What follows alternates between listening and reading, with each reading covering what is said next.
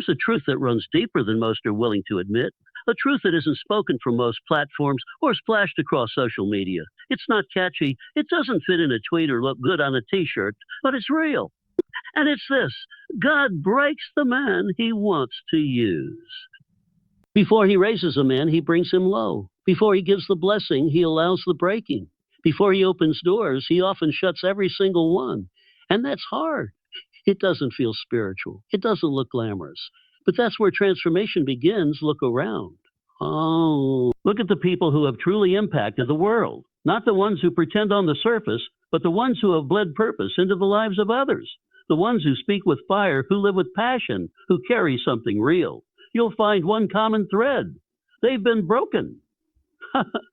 They've walked through valleys darker than most could imagine. They faced rejection, failure, betrayal, loss, sometimes all at once, and somehow they still stood. Not because they were strong, but because the breaking stripped away everything that was fake, everything that was temporary, everything that was weak. What remained was unshakable. God breaks those he wants to use. It's a statement that carries both weight and mystery, At first glance, it may seem harsh or even discouraging. Why would a loving God allow pain, heartbreak, and struggle in the life of someone he intends to use for great things? But when you look deeper, when you understand his nature and his purpose, it begins to make sense. It begins to take on a different light. Because God's breaking isn't about destruction, it's about transformation. It's not punishment, it's a process. And it's through this breaking that a person becomes ready, refined, and truly usable. The world teaches us that to be successful, we have to be strong, confident, polished, and impressive. But God's way is different. He looks past the outer appearance and straight into the heart. He's not impressed by talent alone. He's not moved by outward success or status. What he values is character, humility, and surrender. And more often than not, those qualities are developed in the furnace of hardship. When God chooses a person for a specific purpose, he doesn't send them directly into the spotlight. He first takes them through a season, or often many seasons, of breaking. He strips away the things they lean on instead of him. He dismantles the false identities, the pride, the ego, the self-reliance. He allows certain things to fall apart so that the foundation can be rebuilt, stronger, deeper, rooted in him. This is why some of the most powerful people you'll ever meet are the ones who've been through the most pain. They speak with a depth that only comes from experience. Their words carry weight, not because they're eloquent, but because they've lived it.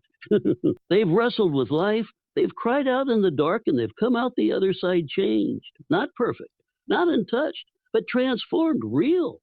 God broke Abraham before he made him the father of nations. He tested his patience, took him through seasons of waiting, uncertainty, and even near loss. God broke Jacob, literally touched his hip. Before changing his name to Israel, Jacob had to wrestle with God all night, desperate for a blessing, clinging to the very one who was breaking him. And he walked away with a limp that lasted the rest of his life, a reminder that real transformation always leaves a mark. It's in this breaking that we learn who God really is. When everything else is stripped away, when there's nothing left to hold on to, that's when we discover the strength of his presence. That's when we stop relying on our own understanding and start leaning into his wisdom. It's where pride dies and faith is born. It's where fear is exposed and courage begins to grow. Most people pray for a breakthrough without realizing that a breaking usually comes first.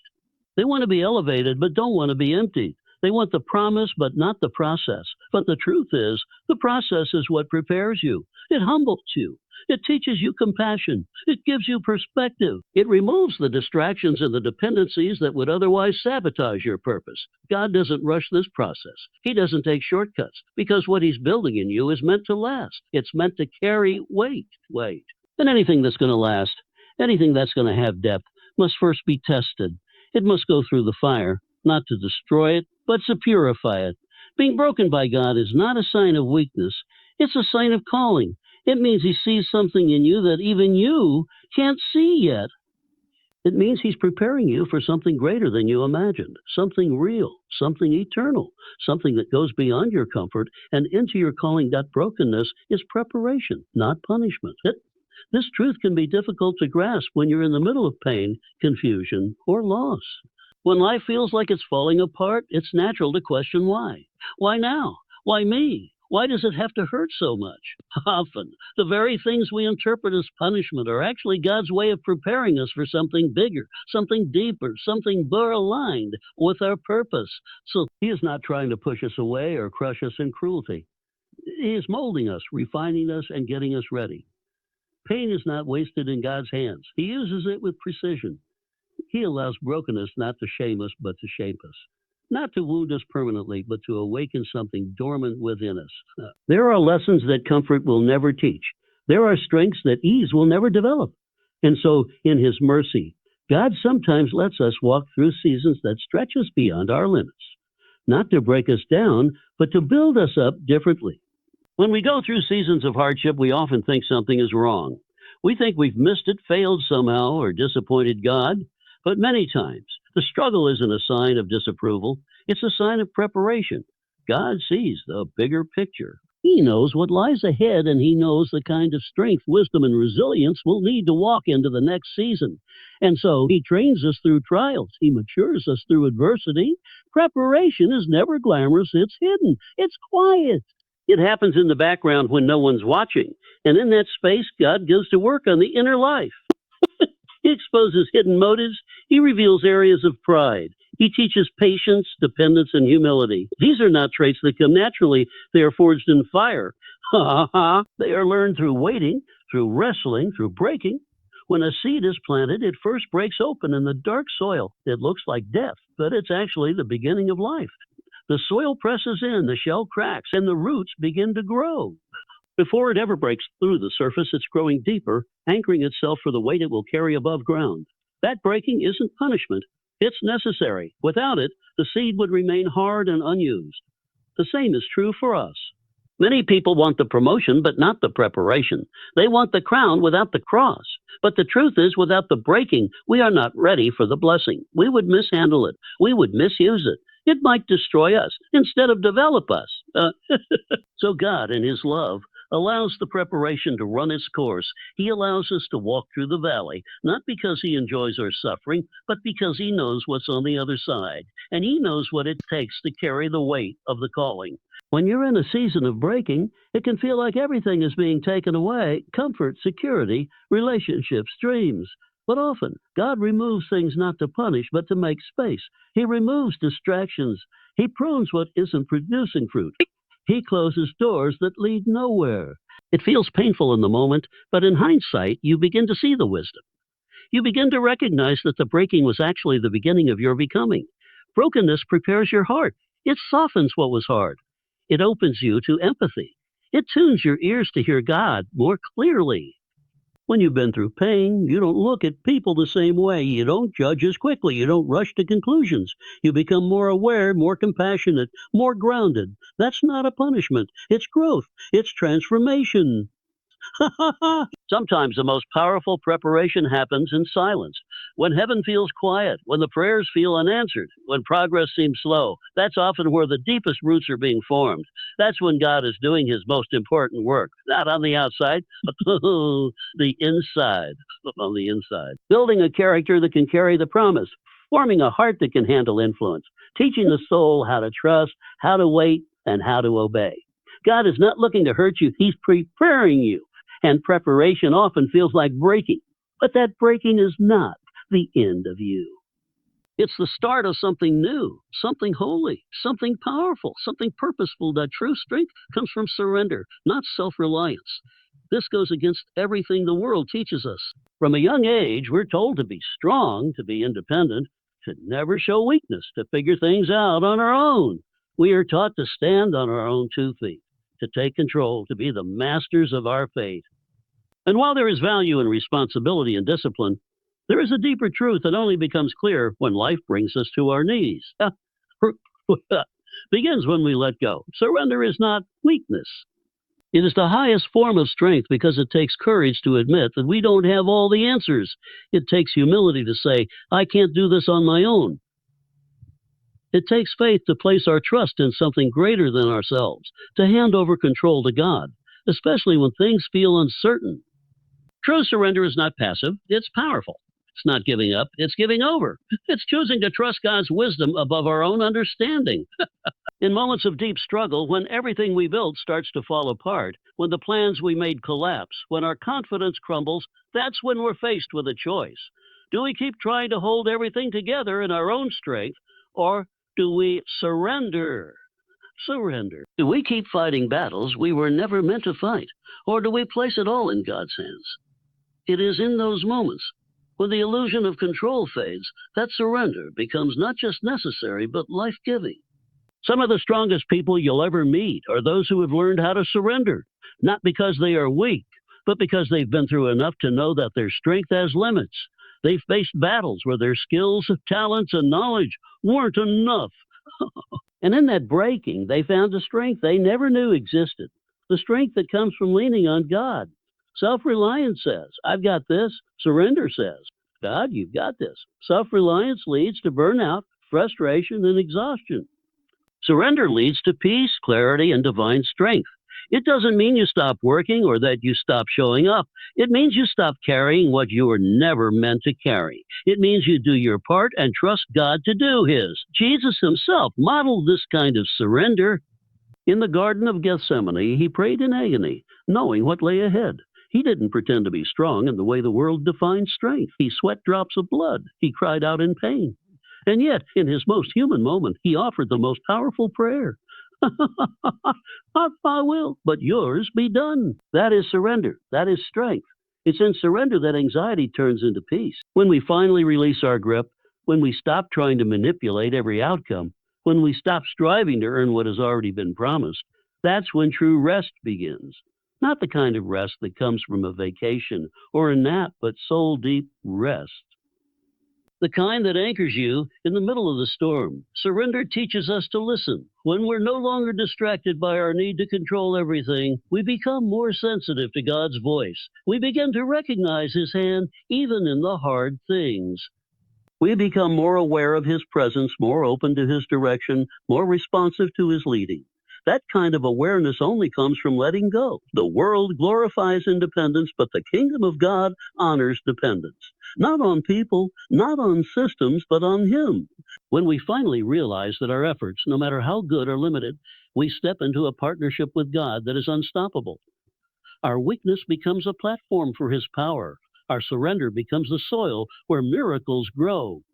True strength is found in the quiet moments of prayer when no one else sees, in the decision to forgive when it hurts, in the choice to trust when nothing makes sense, in the ability to wait when every part of you wants to rush ahead. Those are the moments that define a surrendered heart. And those are the moments where God shows up in ways we never imagined. That pain shapes purpose and refines character. It's one of the deepest truths of life, though it often doesn't feel that way in the moment. When pain hits, our first instinct is to resist it, to escape it, to question why it's happening. But pain, when seen through the lens of purpose, becomes something more than just suffering. It becomes the very tool that molds us into who we were meant to be. The discomfort we try to avoid often becomes the very place where our character is formed and our mission clarified. It's in the moments of pain that we discover what we really believe. It's easy to have faith when things are going well, when the doors are opening, when the answers come quickly. But when the storm hits, when prayers seem unanswered, when life doesn't go according to the script we wrote, that's when the real work begins. That's when pain starts to shape us, not because God is cruel, but because He's preparing us for a kind of purpose that can only be birthed through fire. Peels away the superficial. It forces us to confront the parts of ourselves we would rather avoid, the fears we hide, the insecurities we bury, the wounds we never dealt with. And in doing so, it gives us the opportunity to grow, not just emotionally, but spiritually. There's a kind of clarity that comes in pain that comfort rarely offers. It reveals what truly matters, what we've been chasing that doesn't satisfy, and what needs to change inside of us.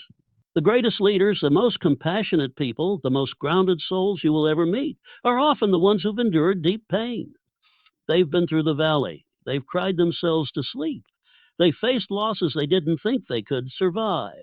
But instead of letting the pain make them bitter, they allowed it to make them better. They let it refine their hearts, deepen their faith, and clarify their vision. Pain is not just about endurance, it's about transformation. It's about learning to trust God even when it doesn't make sense. It's about holding on to hope when nothing around you supports it. It's about choosing to believe that your life still has meaning, even when the pieces are scattered. In the fire of affliction, impurities rise to the surface. Pride, fear, envy, selfishness, all the things that sabotage our purpose are burned away if we allow the process to do its work. Purpose is not discovered in the spotlight. It is uncovered in silence and solitude and struggle. It often begins with a burden, a weight you carry, a pain you've known, a wound you've had to heal from. That pain, when surrendered to God, becomes the very source of your authority. It becomes the reason you understand others more deeply. It becomes the testimony that someone else needs to hear. It becomes the story that fuels your calling. Refined character is the result of pain endured with a surrendered heart. It's not just about surviving the hard seasons, it's about how you come out on the other side. You come out cynical or compassionate, hardened or humbled, bitter or wise. Pain gives you the choice. And the way you respond determines what is formed in you. Pain teaches patience. It doesn't follow our timetable. It won't be rushed. It forces us to wait, to slow down, to lean in. And in the waiting, we learn to listen, not just to our own hearts, but to God's whisper. We learn that He's not just interested in fixing our situation. He's far more interested in forming our character, because who we are becoming matters more than what we're doing. There is no shortcut to depth. You can't fake wisdom, empathy, or endurance. They are earned in the trenches. They are built one painful step at a time.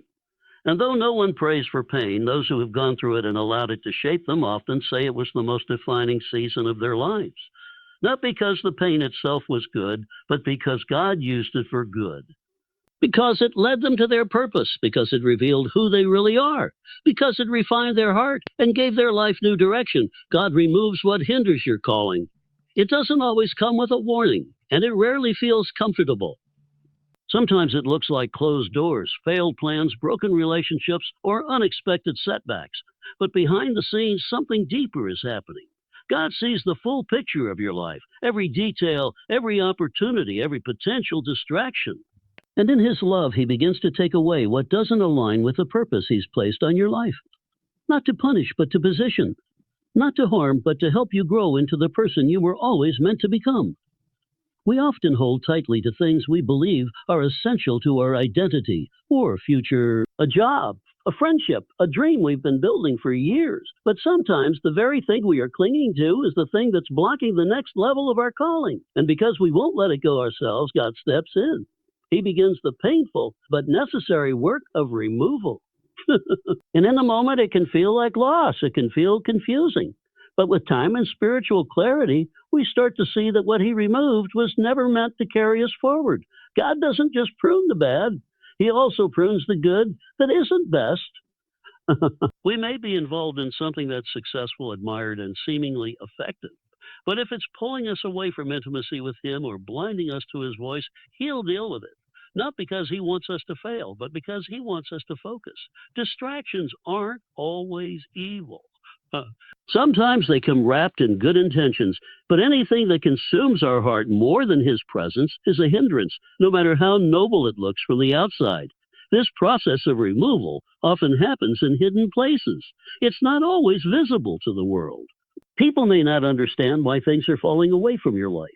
Even you might not understand it at first, but God is never random. He is intentional. If something is being taken away, there's a reason. There's a lesson, preparation. What He removes is always meant to make room for what He wants to add. But the new can't come until the old is cleared. Think of a gardener trimming a tree. At first glance, it looks destructive. Perfectly good branches are being cut away. Leaves are falling to the ground. But the gardener knows what he's doing. He sees what the tree can become. He knows that without pruning, the tree will grow in the wrong direction or carry more weight than it can bear. The same is true in our lives. God trims back what we think we need so we can grow in the direction He designed. Sometimes the things He removes are internal mindsets, attitudes, habits. You might find yourself losing your appetite for certain environments, certain conversations, certain behaviors. You may feel a discontent with things that used to satisfy. That's not a sign of failure. It's a sign of growth. God is refining your spirit. He's shifting your desires to match your destiny. He's getting rid of what will slow you down later so you're to run your race with clarity and strength. When we refuse to release what God is trying to remove, we delay our own progress. Holding on to what He's asking us to lay down only creates unnecessary pain. It keeps us tied to the past. It keeps our hearts divided. Surrendering isn't easy, especially when the thing being taken away once felt like a blessing, but not everything blessed for one season is meant to stay for the next. Some things are temporary assignments, not lifelong attachments. There's also a kind of protection in God's removal. Sometimes we think a door is closed because we weren't good enough or didn't try hard enough, but God sees what we can't. He sees what's ahead. He knows the hidden dangers. He knows which opportunities will pull us away from our purpose, even if they look good on this surface. So in His mercy, He shuts doors. He redirects. He says no, not to frustrate us, but to preserve us. Letting go hurts. Watching pieces of your life fall away can feel disorienting. But when you understand that God's hand is in the removal, you can begin to trust the process. You can begin to see the pruning as preparation. You can recognize that every no is making room for a greater yes. Every closed door is aligning you more closely with your calling. Every loss is clearing space for purpose to flourish. Isolation often precedes elevation.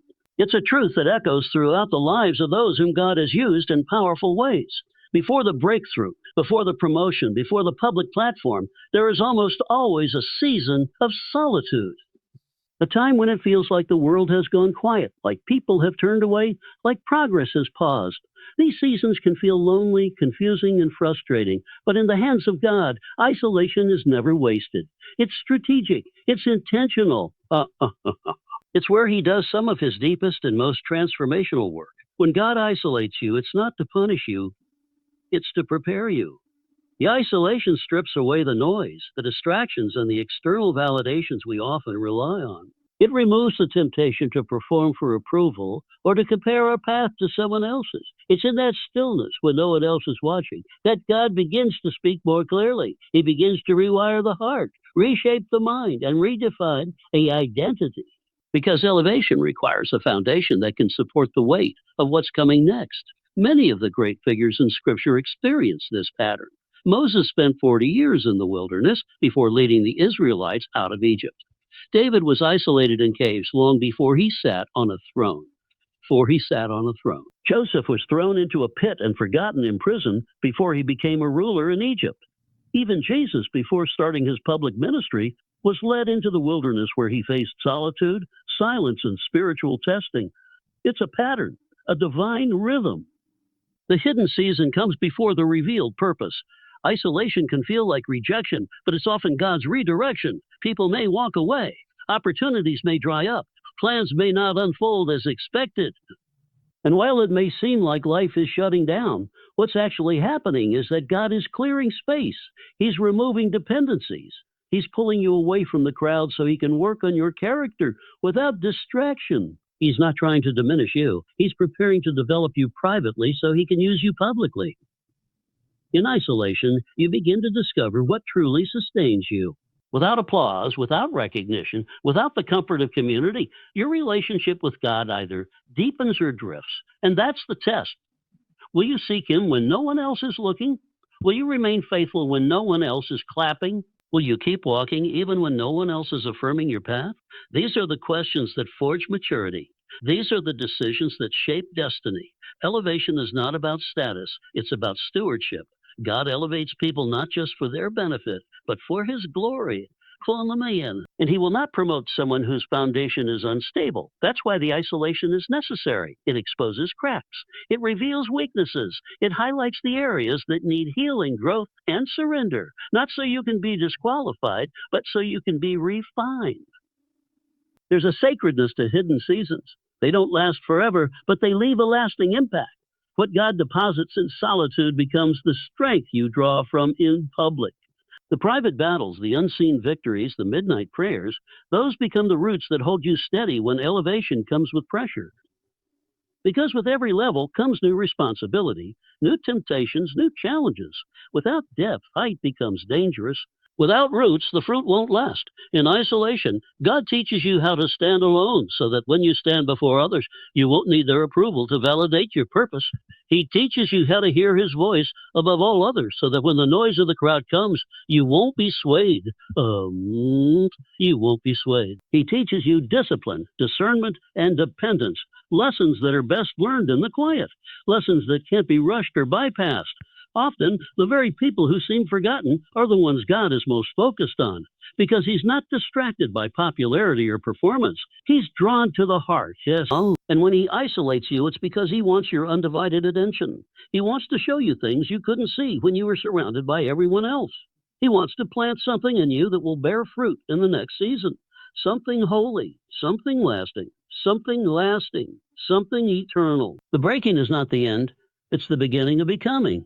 In the moment when everything feels shattered, when your strength has run out and your plans have unraveled, it's easy to think that something has gone terribly wrong. But what if the breaking is not a detour, but the very path to your destiny? What if the pieces are not the end, but the materials God uses to build something new, something deeper, stronger, and more aligned with His purpose for your life? God doesn't break to destroy, He breaks to rebuild. And not just to restore what was, but to create what never existed before. That breaking is sacred ground. It's holy, even though it feels like chaos. Because in that moment, you are the most open, the most vulnerable, and the most moldable. When pride is stripped, when defenses fall, when the noise is silenced, there's finally space for truth to take root. The truth about who God is, the truth about who you are, the truth about what really matters. In the breaking, illusions are shattered. We start to see that what we thought was strength was often just control. What we called success was sometimes distraction. What we thought was faith may have just been routine. Breaking reveals the false foundations we've built our lives on: approval, performance, comfort, reputation. And though it hurts, the breaking gives us the rare gift of starting again, not from a place of pride, but from a place of surrender. Not with our own agenda, but with open hands. There's a kind of wisdom that only comes from being broken. Not the kind learned in books or taught in classrooms, but the kind that's lived. It's the wisdom of the wounded healer, the insight of the one who has been through the fire and came out refined, not consumed. This kind of becoming doesn't happen quickly. It doesn't happen neatly. It's messy. It's painful, but it's also profoundly beautiful. Some of the most impactful people are those who have walked through seasons of great breaking, because they know what it's like to lose and still hope, to be empty and still give, to fall apart and still believe. Their strength doesn't come from having it all together. It comes from knowing what it means to be held together by God when everything else fell away. That kind of becoming creates depth. It gives your words weight. It gives your presence power. There's a process hidden in the breaking. Seeds must break open before they grow. Clay must be broken and shaped before it becomes a vessel. Grapes must be crushed before they produce wine. Even the alabaster jar had to be broken before its fragrance filled the room. God uses the breaking to release what's inside of you, what couldn't come out any other way. The dreams, the anointing, the compassion, the strength, it's all hidden in the breaking. And though it may feel like you're losing everything, what you're actually losing are the layers that have been hiding your true identity. God is not interested in just improving you. He's transforming you. He's not simply fixing the outer life. He's doing heart work, soul work. He's digging deep, pulling out roots, healing wounds, and replacing lies with truth. That kind of transformation doesn't come without a cost, but it is worth everything. When you embrace the breaking, you allow God to make you into something new. Not just someone who survived the storm, but someone who is changed by it. Someone who carries light into dark places. Someone who knows the power of grace firsthand. Someone who isn't afraid of brokenness because they've seen what God can do with it. This is where true identity is formed. Not in the applause, not in the spotlight, but in the quiet, painful moments of surrender. This is where purpose is birthed. Not in ease, but in pressing. Not in clarity, but in trust. And even though the world may see brokenness as a weakness, in God's hands, it becomes the birthplace of greatness.